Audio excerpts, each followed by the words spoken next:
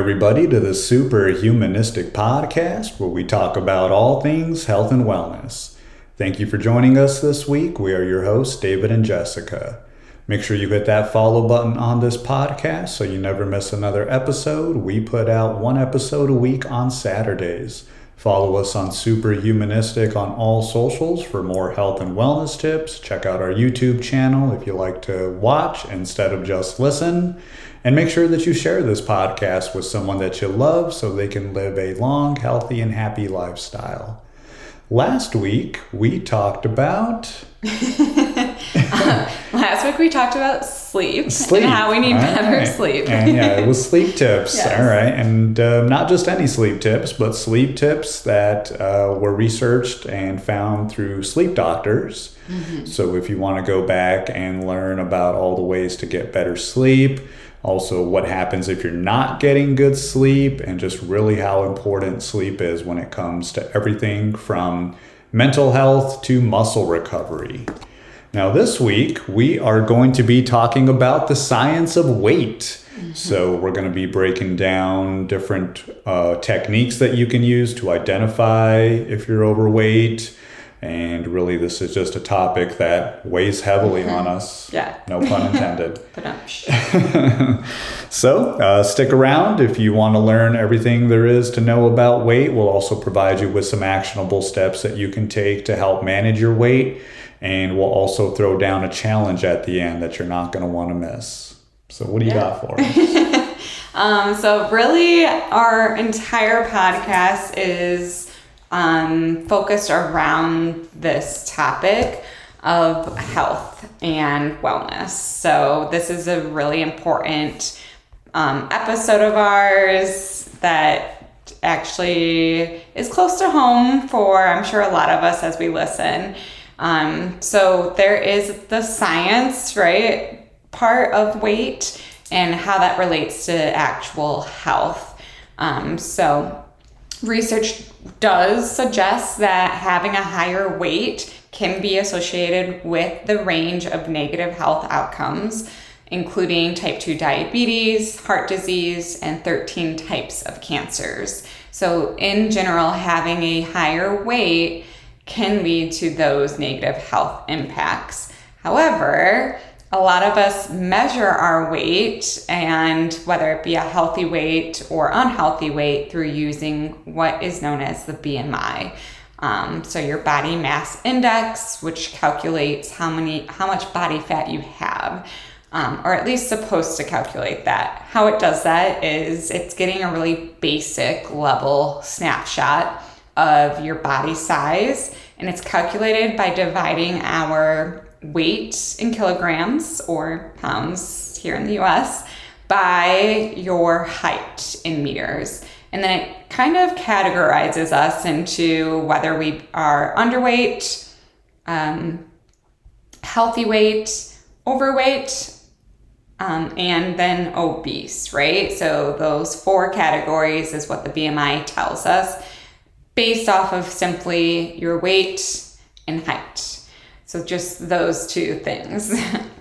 So this is just one tool that people use to calculate if they're in a certain weight range. However, I don't feel that this is the best tool that we can use because there's so much more that goes into these other health factors like genetics. I can be underweight and still, or like at a good weight within my weight range, but then still have genetics from my family that cause different cancers. So there's a lot more to it to health than just weight. You could be obese and still be considered healthy or like not have any of those major health symptoms that occur because you have really strong genetics, or maybe it's your muscle mass that's making you a heavier weight versus your actual fat percentage.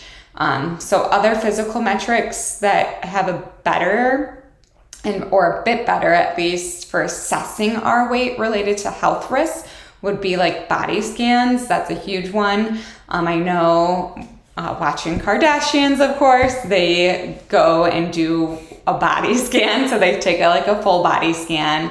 And that can determine if you are at risk or have even just the level 1 cancers.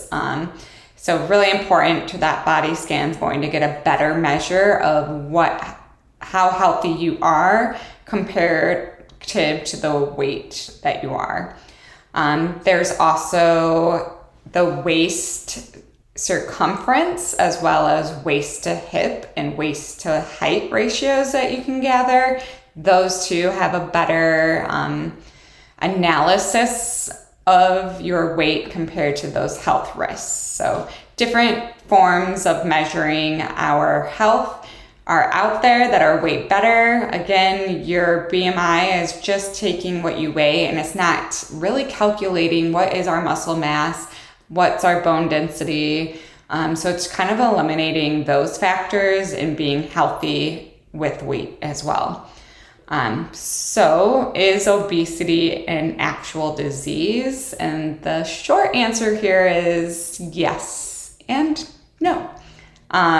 Again, there is evidence, of course, that people with higher weight are more at risk, but there's also people that I know, and I'm sure all of us know, those people that go to the doctor, they are at a higher weight, but they're as healthy as can be. So it really kind of depends on a lot with the health more than just the weight.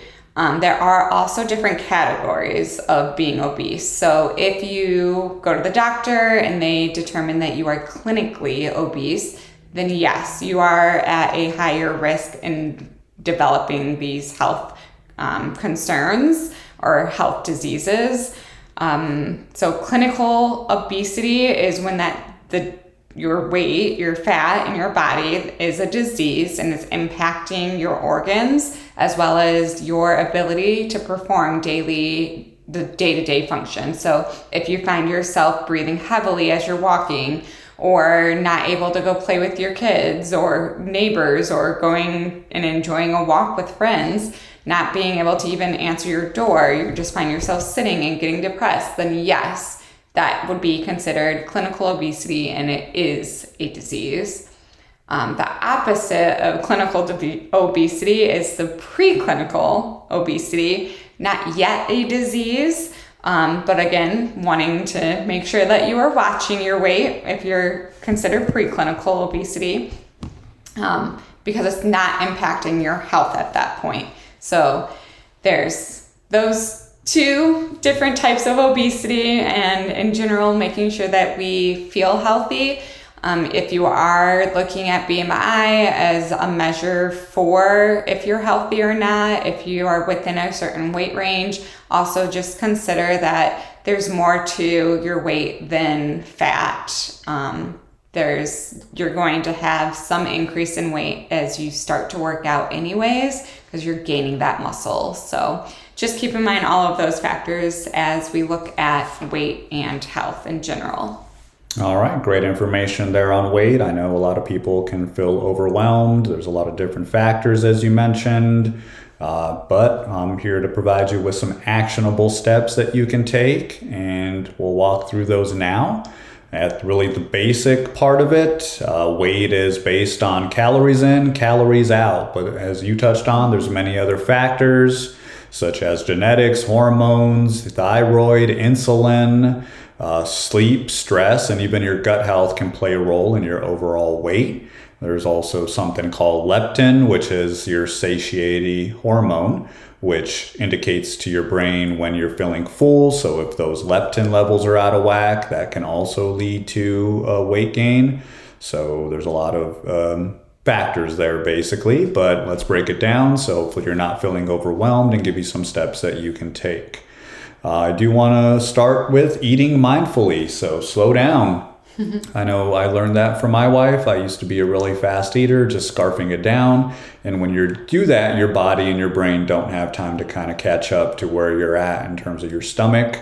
So it's very important not to override your brain's fullness signals and to really take it slow, which also helps you enjoy your food and get all those flavors and taste it and be in the moment.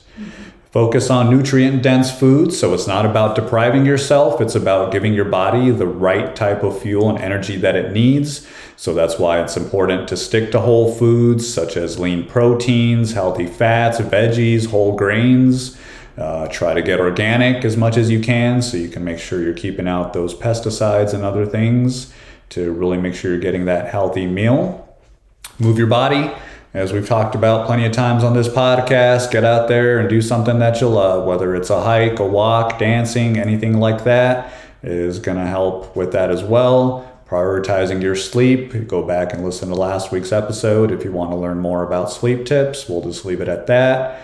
You want to manage your stress as well, so you can try some deep breathing techniques. We've talked about Wim Hof, and we practice Wim Hof regularly. That's an important one. Just deep breathing, spending time in meditation, or just taking a walk through a forest, and really track your progress.